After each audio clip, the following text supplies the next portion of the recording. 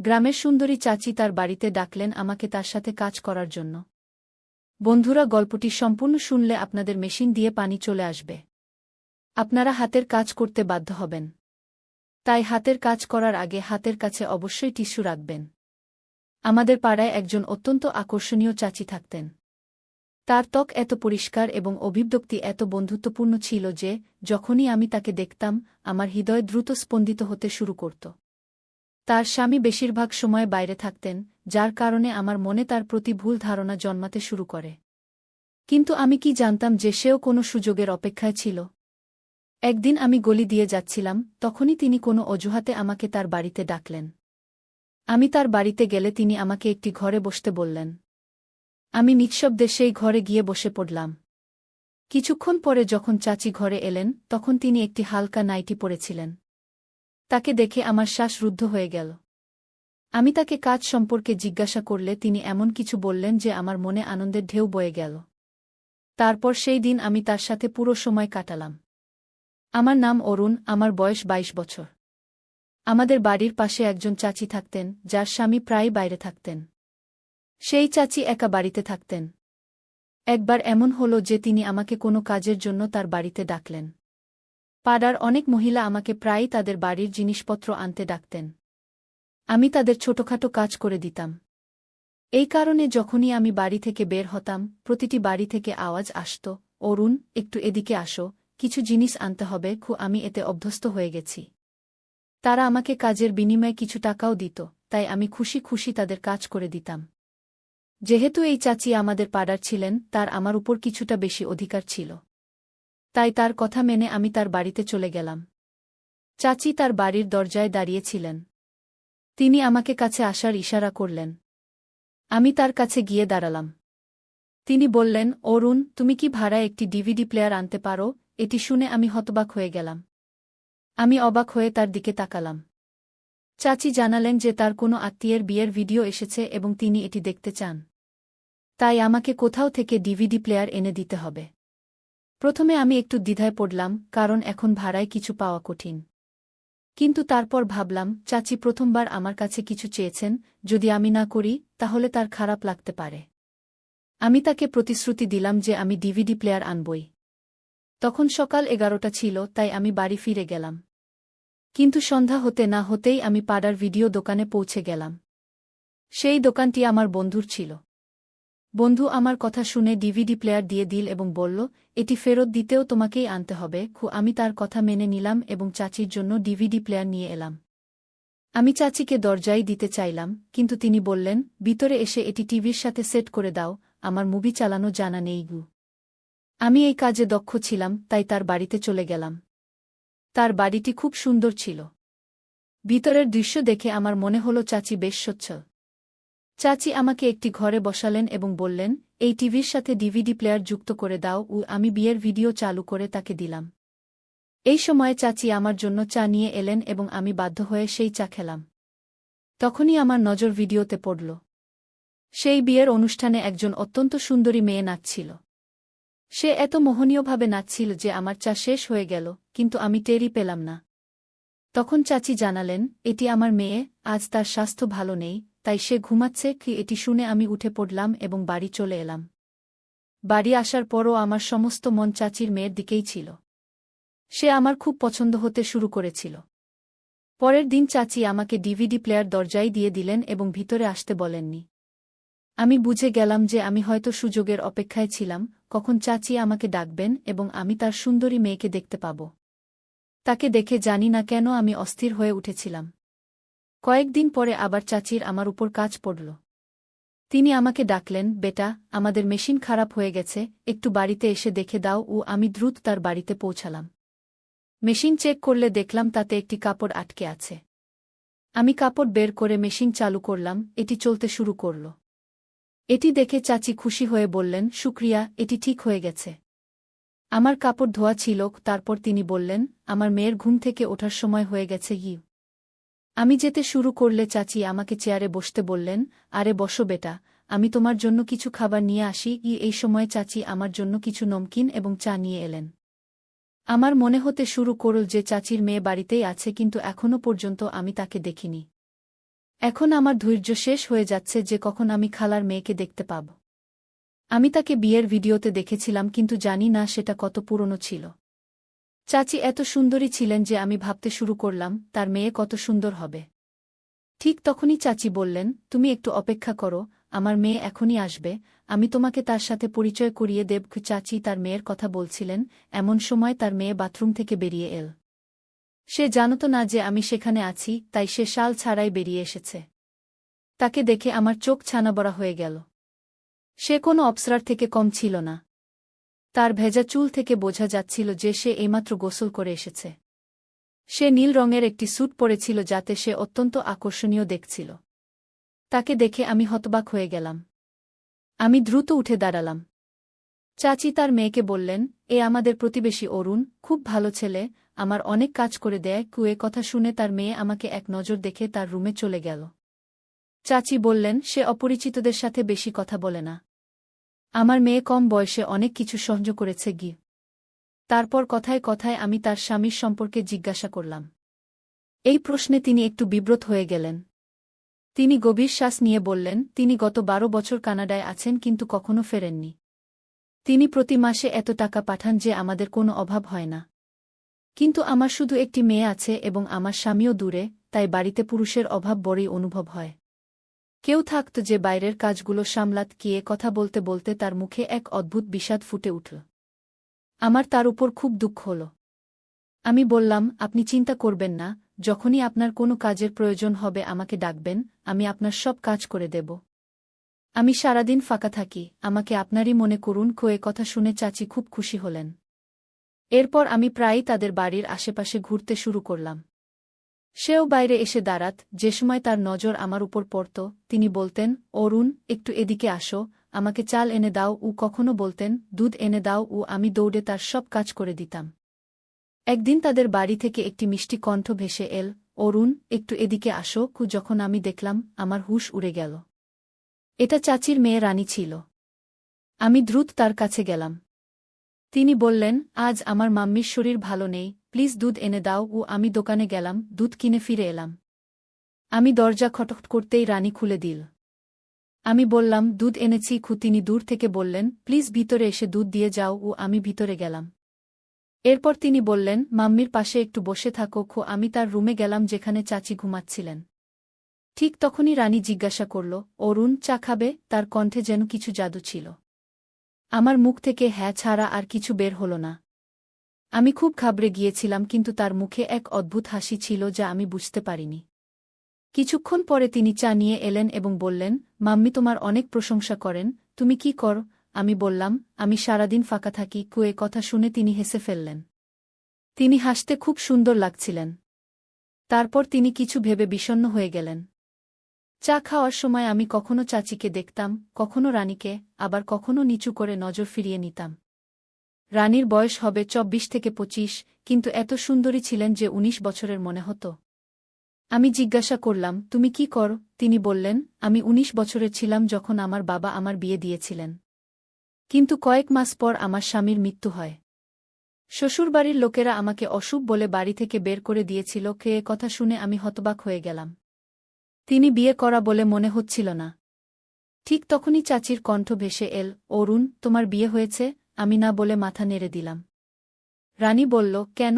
আমি বললাম, আমি এখন মাত্র 22 বছর। তিনি বললেন, আজকাল তো ছেলেরা 19 বছরেই বিয়ে করে ফেলে। আমি বললাম, আমার কোনো কাজকর্ম নেই, আমার সাথে কে বিয়ে করবে? এ কথা শুনে রানী চুপ হয়ে গেল। সেই দিনের পর আমি কোনো না কোনো অজুহাতে তাদের বাড়ি যেতে শুরু করলাম। চাচি আমাকে ভিতরে আসতে বারণ করতেন না। এখন রানীও আমার সাথে খোলামেলা কথা বলতে শুরু করেছিল। একদিন তিনি বললেন, অরুণ, তুমি কতদিন মহল্লার লোকদের কাজ করে যাবে? কোনো কাজকর্ম কেন করো না যাতে তোমার বিয়ে হতে পারে? আমি বললাম, কাজের জন্য অনেক টাকা লাগে যা আমার কাছে নেই। তিনি জিজ্ঞাসা করলেন, তুমি কি করতে চাও? আমি বললাম, আমি কানাডা যেতে চাই কিন্তু আমার কাছে টিকিট ও ভিসার টাকা নেই। এ কথা শুনে তিনি আমার হাত ধরে তার রুমে নিয়ে গেলেন। তিনি আলমারি থেকে কিছু পুরনো গয়না বের করে আমার হাতে দিলেন এবং বললেন, এগুলো আমার বিয়ের গয়না, আমার কোনো কাজে লাগবে না, এগুলো বিক্রি করে টাকা নিয়ে নাও, হয়তো এতে তোমার কাজ হয়ে যাবে। এ কথা শুনে আমি ভয় পেয়ে গেলাম এবং বললাম, না, আমি এগুলো নিতে পারব না। আমি তড়িঘড়ি বাড়ি চলে এলাম এবং বিছানায় শুয়ে পড়লাম। আমি মহল্লার একটি গরিব ছেলে, আর সে ছিল ধনী। আমার মাতাপিতার মৃত্যু হয়ে গেছে। আমি প্রতিবেশীদের কাজ করে জীবিকা নির্বাহ করতাম, তাই অন্য কোনো কাজ করতে পারতাম না। লোকেরা আমাকে কাজের বিনিময়ে টাকা দিত, যা দিয়ে আমার জীবন চলত। আমি তখনও বিয়ে করিনি। সারাদিন আমি পাড়ায় ঘুরে বেড়াতাম এবং চাচির বাড়িতেও যেতাম। আমি আমার বয়স আধার কার্ডে বাড়িয়ে দিয়ে দুবাই যেতে চেয়েছিলাম, কিন্তু টাকা ছিল না। আজ রানী কেন জানি না এমন বড় কথা বলে ফেলেছে। আমরা একে অপরকে বেশি দিন চিনি না যে সে আমার উপর একটা বিশ্বাস করবে। আমি বিছানায় শুয়ে ভাবছিলাম, সে আমার উপর এতটা বিশ্বাস কিভাবে করল। পরের দুদিন আমি তাদের বাড়ির পাশ দিয়ে যাইনি। জানি না এটি ভয় ছিল নাকি লজ্জা। কিন্তু তৃতীয় দিনে চাচি আমার বাড়িতে চলে এলেন। সম্ভবত তিনি বাড়িতে একা একা বিরক্ত হচ্ছিলেন। আমি দৌড়ে রান্নাঘরে গেলাম এবং তার জন্য চা বানাতে লাগলাম। চাচি বললেন, দুদিন ধরে তুমি আমাদের বাড়িতে কেন আসনি? আমি সম্ভবত এই প্রশ্নেরই অপেক্ষায় ছিলাম। আমি বললাম, আপনি তো আমাকে মনে রাখেননি। তিনি বললেন, আমি এবং আমার মেয়ে তোমাকে খুব মনে রাখি। এটি শুনে আমি অবাক হয়ে গেলাম এবং জিজ্ঞাসা করলাম, আপনার মেয়েও আমাকে মনে রাখে? তিনি হেসে বললেন, হ্যাঁ। সেই দুঃখী মেয়ের এই দুনিয়ায় আমার এবং তোমার বাইরে আর কে আছে? তুমি খুব ভালো মানুষ, তাই আমরা তোমাকে আমাদের মনের কথা বলতে পারি। না হলে সে ভেতর থেকে ভেঙে পড়েছে। আমি তার বাবাকে বলেছি তার জন্য একটা ভালো পাত্র খুঁজে দিতে। কতদিন সে বাড়িতে এমন করে থাকবে? রানীর দ্বিতীয় বিয়ের কথা শুনে আমি হতবাক হয়ে গেলাম। আমি জিজ্ঞাসা করলাম, আপনি আপনার মেয়ের দ্বিতীয় বিয়ে দিতে চান? চাচি বললেন, হ্যাঁ, সে তরুণী এবং সুন্দরী। তার মধ্যে কি কমতি আছে? শুধু ভাগ্য তাকে শ্বশুরবাড়ি থেকে বের করে দিয়েছে। যদি কেউ ভালো ছেলে চায়, আমি সঙ্গে সঙ্গে হ্যাঁ বলে দেব। এটি শুনে আমি তার পাশে বসলাম এবং জিজ্ঞাসা করলাম, আপনি আপনার মেয়ের জন্য কী ধরনের ছেলে চান? চাচি বললেন, শুধু সৎ হোক এবং ভালো উপার্জন করুক। আমাদের মেয়ে আমাদের বাড়িতে সুখে ছিল। আমি চাই সে তার স্বামীর বাড়িতেও সুখে থাকুক। এটি শুনে আমি চুপ হয়ে গেলাম। সারারাত আমি ভাবলাম, আমি সত্য আছি, কিন্তু এত টাকা কোথায় পাব যে চাচি তার মেয়ের হাত আমার হাতে দেবেন? দুদিন এমনি কেটে গেল। আমার হতাশা বাড়ছিল। তখনই আমি ভাবলাম, রানীর কথা মেনে নিই। যদি আমি তার গয়না নিয়ে কানাডা চলে যাই এবং সেখানে কঠোর পরিশ্রম করে নিজের বাড়ি বানাই, তাহলে চাচি আমাকে তার মেয়ের হাত দেবেন। এই ভাবনা আমাকে সাহস দিল। পরের দিন আমি তাদের বাড়িতে গেলাম। চাচিকে প্রণাম করার পর আমি সরাসরি রানীর ঘরে গেলাম। সে বিছানায় শুয়েছিল। তাকে এমন দেখে আমি চোখ ফিরিয়ে নিলাম। কিন্তু এখন আমি সেখান থেকে যেতে পারছিলাম না, কারণ আমার তার সাথে গুরুত্বপূর্ণ কথা ছিল। আমি সোফায় বসলাম। সে আমাকে দেখে বলল, আমি তোমার উপর খুব রাগ করেছি।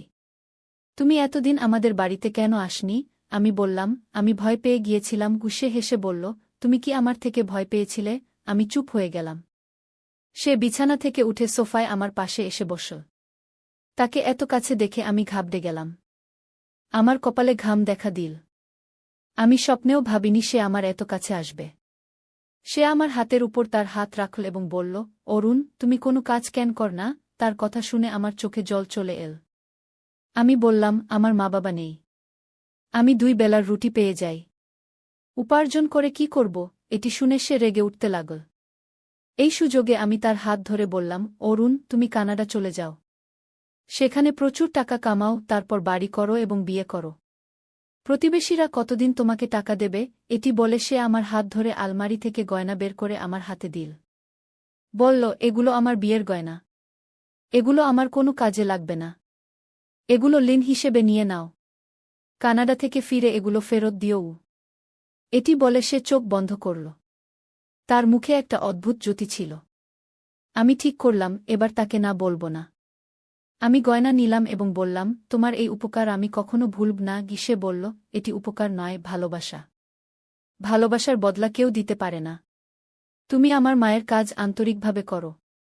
তোমার কারণে তার একটু শান্তি মেলে। তাই আমি তোমাকে সম্মান করি। নইলে আমি আমার গয়না কোনো অপরিচিতকে দিতাম না। সেদিন আমি তাদের বাড়ি থেকে বেরিয়ে সরাসরি আমার বন্ধুর কাছে গেলাম, যার ভাই কানাডায় কাজ করে। আমি তার হাতে টাকা দিলাম এবং বললাম, আমার কানাডা যাওয়ার ব্যবস্থা করে দাও। সে তার ভাইয়ের সাথে কথা বলল এবং 1 মাসের মধ্যে আমার কানাডা যাওয়ার সব ব্যবস্থা হয়ে গেল। আমি চাচিকে এই খবর দিলে তিনি খুব দুঃখিত হলেন। বললেন, তুমি কানাডা যাচ্ছ? এখন আমাদের বাড়ির কাজ কে করবে? আমি হেসে ফেললাম। আমি রানীর ঘরে গেলাম এবং তাকে এই সুখবর শোনালাম। সে খুব খুশি হল এবং বলল, অরুণ, মন দিয়ে কাজ করবে। আমি চুপি চুপি বললাম, মন দিয়ে কাজ করব না, কারণ আমি আমার হৃদয় তাই এখানেই ছেড়ে যাচ্ছি। এই বলে আমি সেখান থেকে চলে গেলাম। জিনিসপত্র বেঁধে বিমানবন্দরে পৌঁছে গেলাম। প্রথম মাসটা আমার জন্য খুব কঠিন ছিল। আমি সেই বন্ধুর ভাইয়ের সঙ্গে কাজ করতাম যে আমাকে কানাডা ডেকেছিল। সেখানকার কাজ বুঝতে আমার 1 মাস লেগে গেল। কিন্তু যেই কাজ বুঝতে পারলাম, আমি প্রথমে চাচিকে ফোন করলাম এবং আমার সুস্থতার খবর দিলাম। চাচি আমার কথা শুনে খুব খুশি হলেন এবং আমাকে অনেক দোয়া দিলেন। তারপর ফোন রানীর হাতে দিলেন। আমার হৃদয় দ্রুত স্পন্দিত হতে লাগল। আমি বুঝতে পারছিলাম না যে তাকে কি বলবো। সে নিজেই আমার সঙ্গে কথা বলতে শুরু করল। বলল, টাকা জমাতে থাকো, অযথা খরচ করো না, যাতে তুমি শীঘ্রই বিয়ে করতে পারো। আমি হেসে উঠলাম। সম্ভবত সেও আমাকে ভালোবাসতে শুরু করেছিল। আমি প্রতি সপ্তাহে তাদের বাড়িতে ফোন করতাম। চাচি কিছুক্ষণ কথা বলার পর ফোন রানীর হাতে দিতেন। তারপর আমরা দীর্ঘক্ষণ কথা করতাম। এতে আমার মন শান্ত হতো এবং আমি আবার কাজে মন দিতাম। যখন আমার প্রথম বেতন এল, আমি রানীকে জিজ্ঞাসা করলাম, আমি কানাডা থেকে তোমার জন্য কি আনব? সে লজ্জা পেয়ে গেল এবং বলল, আমার কিছু চাই না। আমি অনেক জোর করলাম, কিন্তু সে এড়িয়ে গেল। আমি ভাবলাম, সে আমার সাহায্য করেছিল, তাই আমি তার জন্য অবশ্যই কিছু পাঠাব। কিন্তু সে গিফটের নাম শুনে চুপ হয়ে যেত। আমি প্রতি সপ্তাহে তাকে জিজ্ঞাসা করতাম, তোমার জন্য কি আনব? একদিন সে বলল, তুমি এত জোর দিচ্ছ, তাহলে আমার জন্য তা নিয়ে আসো। আমি হেসে বললাম, আমারও একটি শর্ত আছে। সে বলল, কি শর্ত? আমি বললাম, এই কথা আমি আসার পর বলব। আমার কথা শুনে সে চুপ হয়ে গেল। এভাবে আমার 2 বছর হয়ে গেল। আমার ভিসা শেষ হয়ে গেল। আমি ভিসা নবায়ন করলাম, কিন্তু বাড়ি ফিরলাম না। আমি যেতেও চাইনি, কারণ যে উদ্দেশ্যে এসেছিলাম তা পূরণ করতে চেয়েছিলাম। আমার উদ্দেশ্য ছিল প্রচুর টাকা কামানো। কিছু সময় পর আমি ছুটি নিলাম। ছুটি পেয়েই আমি ফিরে এলাম। চাচির সঙ্গে দেখা করলাম। তিনি আমাকে দেখে খুব খুশি হলেন এবং আমাকে জড়িয়ে ধরে বললেন, তুমি তো খুব স্মার্ট এবং হ্যান্ডসাম হয়ে গেছ। আমি তাদের বাড়িতে বসে বললাম, আমি আপনার মেয়েকে বিয়ে করতে চাই। আমার কথা শুনে তাদের কিছুটা আশ্চর্য হল, কিন্তু কোনো আপত্তি ছিল না। কিন্তু আমার হৃদয় ভেঙে গেল যখন রানী আমাকে বিয়ে করতে অস্বীকার করল। সে বলল, অরুণ, তুমি আমার চেয়ে অনেক বছরের ছোটই। আমি খুব কষ্ট পেলাম। আমি মাথা নিচু করে বসে রইলাম। আমার সব আশা ভেঙে যাচ্ছিল। আমি আমার ব্যাগ খুললাম এবং কিছু কাপড় যা আমি চাচি এবং রানীর জন্য এনেছিলাম তাদের সামনে রাখলাম। তারা খুশি হয়ে নিলেন। তারপর আমি পকেট থেকে টাকা বের করে রানীর হাতে দিলাম। সে বলল, এটা কি? আমি বললাম, এটা সেই টাকা যা তুমি আমাকে দিয়েছিলে। আমি তার ধন্যবাদও জানালাম। তিনি নিঃশব্দে টাকা নিয়ে আলমারিতে রাখলেন। আমি তাদের কাছ থেকে বিদায় নিয়ে বাড়ি চলে এলাম। মন চাইছিল যে পরের দিনই ফেরার টিকিট কেটে কানাডা চলে যাই। যাই হোক, এখন এখানে আমার কেউ ছিল না। রাতের খাবার খাওয়ার মন ছিল না। আমি নিঃশব্দে আমার ঘরে শুয়ে পড়লাম। সকালে পাড়ার লোকেদের সঙ্গে দেখা করলাম। তারা বলল, তুমি খুব ভাগ্যবান যে এত তাড়াতাড়ি নিজের পায়ে দাঁড়িয়ে গেছ। কিন্তু আমার মন বিষণ্ণ ছিল। আমি 10 দিনের ছুটিতে এসেছিলাম, কিন্তু 5 দিনেই ফেরার টিকিট বুক করলাম। যাওয়ার আগে আরেকবার ভাগ্য পরীক্ষা করার ভাবনা এল। চাচিকে বললাম, কোনোভাবে আপনার মেয়েকে রাজি করান। আমি বয়সে ছোট হলেই বা কি হয়েছে? আপনার মেয়ে আমার সাথে সুখে থাকবে। চাচিও চাইতেন যে তার মেয়ের বিয়ে শীঘ্রই হোক। শেষ পর্যন্ত আমরা অনেক চেষ্টা করলাম এবং রানীকে আমাদের কথা মানতে হল। তার হ্যাঁ শুনে আমার খুশির সীমা রইল না। আমাদের বিয়ে হয়ে গেল। আমি আমার প্রেম পেলাম। আমি তাকে আমার সাথে কানাডা নিয়ে গেলাম। এখন আমার ভালো চাকরি এবং নিজের বাড়ি আছে। আমাদের 2টি সন্তান আছে এবং আমরা সুখী জীবন যাপন করছি। তাই বন্ধুরা, এটা ছিল আমাদের আজকের চমৎকার এবং রোমাঞ্চকর গল্প। আপনি এই গল্পটি কেমন লাগলো আমাদের কমেন্ট করে জানাবেন। আপনার মতামত আমাদের জন্য খুব গুরুত্বপূর্ণ। যদি গল্পটি ভালো লাগে, লাইক করুন, বন্ধুদের সঙ্গে শেয়ার করুন এবং আমাদের চ্যানেল সাবস্ক্রাইব করতে ভুলবেন না, যাতে আপনি আসন্ন মজার গল্পগুলি থেকে বঞ্চিত না হন। তাহলে দেখা হবে পরের গল্পে। ধন্যবাদ।